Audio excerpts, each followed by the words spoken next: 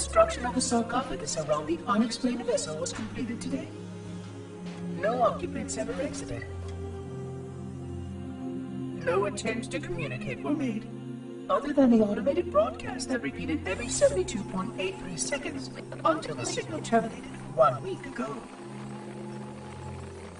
In accordance with procedure, no attempts at physical or remote contact were made with any survivors of this vessel's inelegant landing.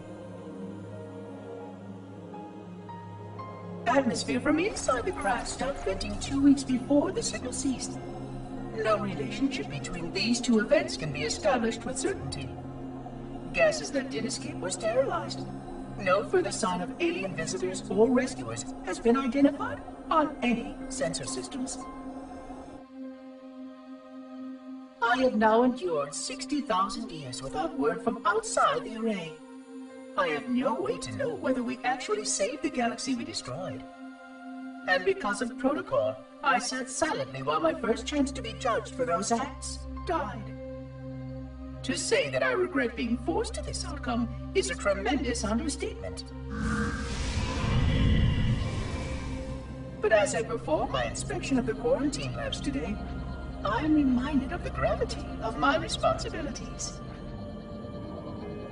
Just one of these spores, if released from this facility, would render the ultimate judgment against our self-appointed role as protectors of this galaxy.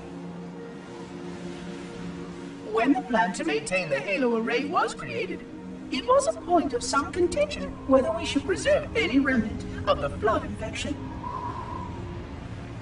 Many thought this unwise, as there was a notable chance that one day one of our containment facilities might be breached. Those who held this belief were almost successful at convincing the Ecumen Council to destroy the last flood samples.